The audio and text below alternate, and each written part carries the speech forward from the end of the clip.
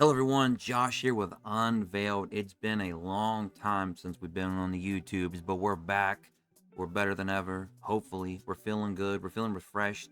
I had about a year off of YouTube, so I'm feeling a little bit reinvigorated. So, for all of you who's been sticking around, waiting for me to come back, here I am. For those of you who have never been here before, welcome if you're new. We are playing Seven Deadly Sins Origin. I've been playing this game since day one, actually. Been having quite a lot of fun. There are a lot of hiccups and some things that we might need to discuss, which I'm sure some content creators have already covered. We will be making a bunch of videos in the following days. Some of the stuff you might already know, some stuff might be new. I have been talking to some other content creators. I've been playing, I've been staying well within, within the community, being informed, learning new things, even showcasing some new things. So we're going to be showing a lot of that here on the channel. So welcome everyone. But let's go ahead and talk about the new 1.1 update.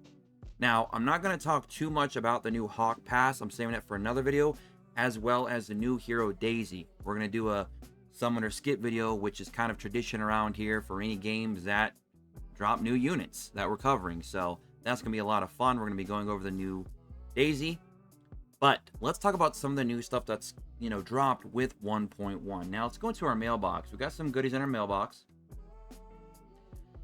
We have, where is it? Yes, we have the new special appreciation reward. This is a SSR selector ticket for any of the OG SSRs already in the game. Obviously not Meliodas, because Meliodas was a raid up banner.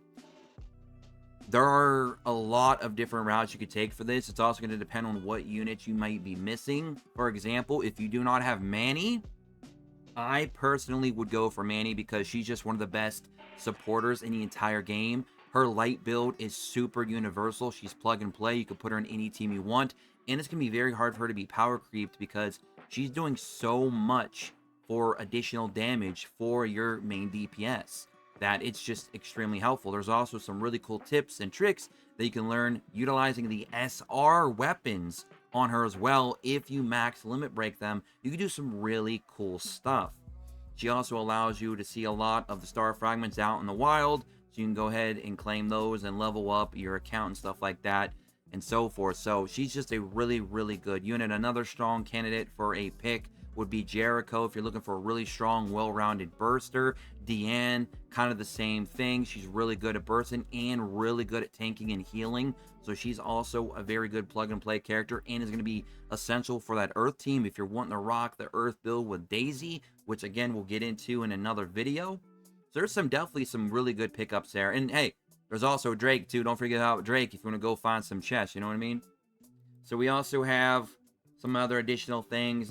This was the supply cart that I already have. We got a free Gil Thunder because we all wanted a free Gil Thunder, right? That's all we ever wanted. Christmas came early. It ain't even Christmas in July. It came really early. Okay, the Easter Bunny said, you know what? I'm going to give you a solid. And he dropped a big old egg, and out came a Gil Thunder. Yes, we all hatched a Gil Thunder today, ladies and gentlemen. Congratulations. We all wanted him. Jokes aside, they also gave us a 300 gem maintenance completion reward. Now, they probably should have gave us a little bit more because they did extend it. It was delayed like 2 more hours. So maybe throw us, 400, 500 maybe. I don't know. Maybe I'm being greedy, but nonetheless, we got some freebies there. We have some new events. We have the Hero Daisy, which this is just going to be pretty much standard at this point with all future new characters, as well as the banners being, looks like 3 weeks long. So instead of the usual 2 weeks or 1 month, it's going to be 3 weeks. So a little bit different there, I guess, but okay. You can go ahead and do her tutorial, run through all 3 of her different weapon classes, and then get yourself some freebies. I mean, no harm, no foul. Shouldn't take you more than a few minutes. Knock it out. And there you go. We also have this new The Great Britannia Expedition, which has 5 different sets of missions. And from what I saw, just kind of, well, I can't skim through these ones, unfortunately, but skimming through some of these first ones, it seems to be pretty easy, at least for the first tier. I don't know if it starts getting relatively harder or not, but I mean, hey, more ways to get free keys, I'm all for it. I mean, free to plays rejoice, right? I'm not free to play, but I know some of you that are, you need keys, and this is something that we needed in the game. More events, that provided more resources like keys. So we can all have fun and play. We also have Challenge Mission 3. They took this bad boy up to 65k power. Now, I can claim everything right now because I'm at 66 point something K right now for my current team.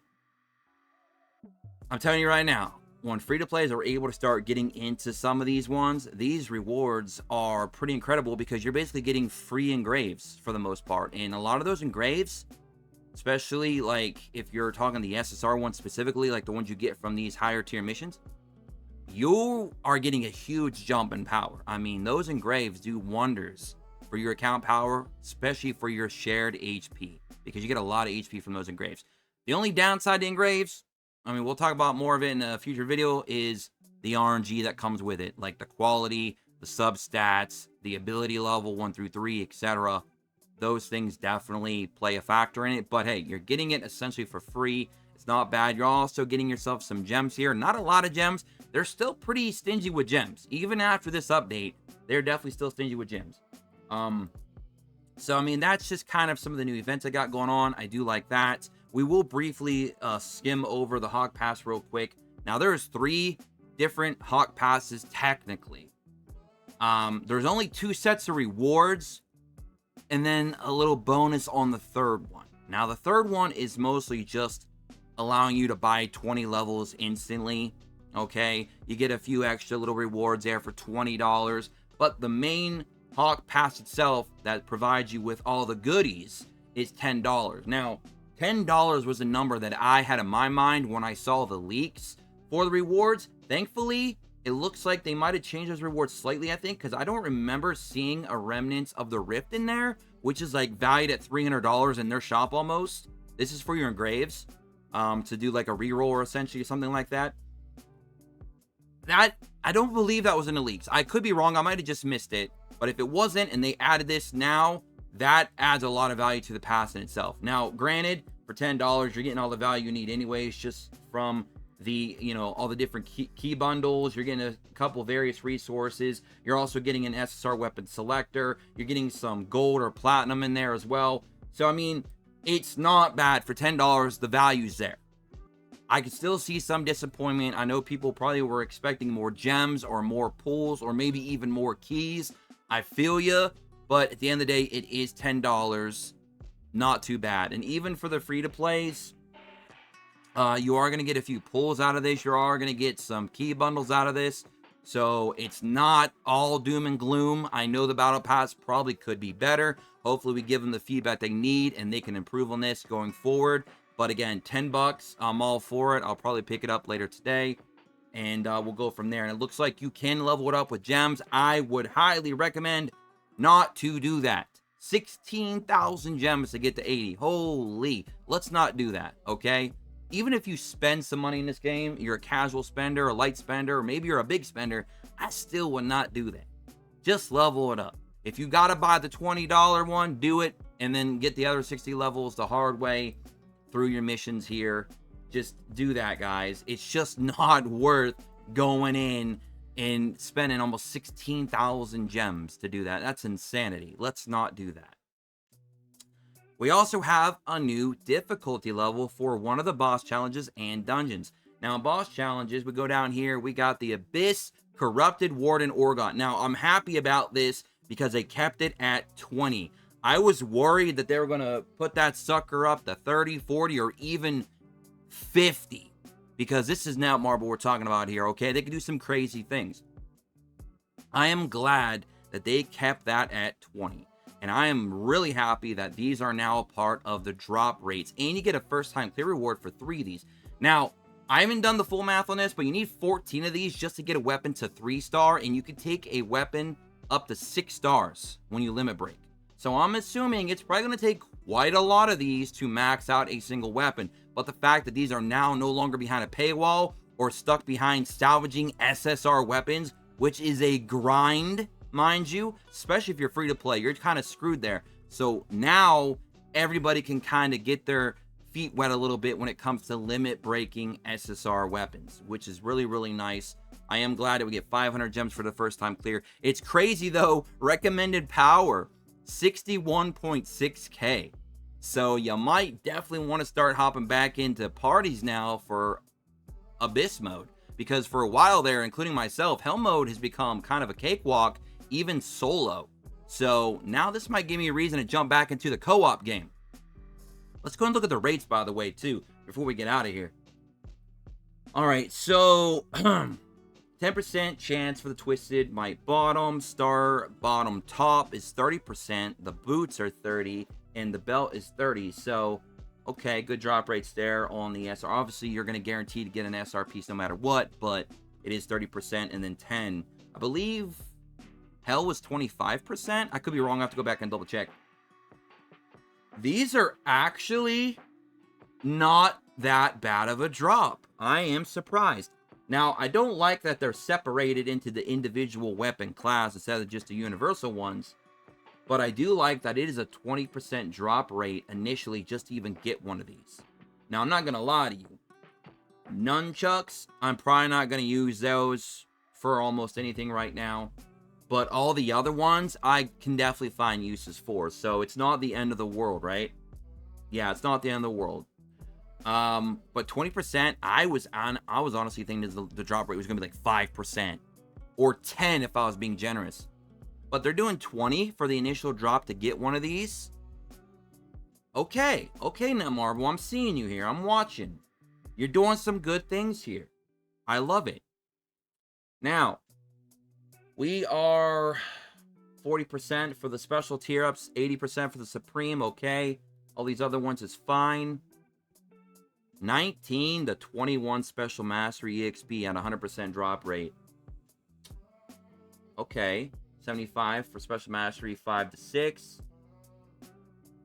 All right, I'm liking the numbers I'm seeing here. The magic beads, 1 to 2, 75% chance.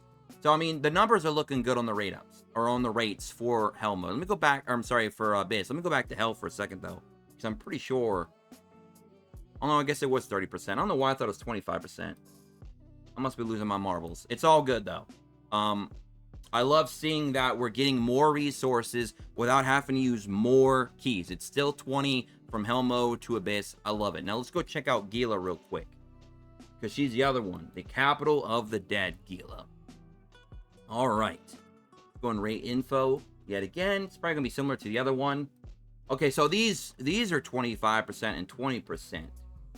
I am glad that they made the Star Guardian the higher percentage, though, because obviously that's what a lot of you are going to be farming for, because you're going to be trying to make new engraves. The Crimson Flame Oath Ring is also really nice, because that's, like, I believe still the strongest ring in the game in terms of base attack stats. 20% still for the drops for those. That's fine. Everything else seems to be pretty much on par with the other boss challenge that we already looked at. So that's cool. Again, just to quickly recap, they added some new events. They added some new difficulties with Abyss for boss challenge and dungeons. They added a new Hawk Pass. They added a new character, Daisy, which she's in here. And it is 120. And this also confirms something that I was interested in knowing. And that is, your pity does carry over. The 120 doesn't carry over, obviously. So if you're going for the 120, you better make sure you have 120 pulls saved up, which in this gem economy, in this game right now, that's not going to happen very often unless you spend hard.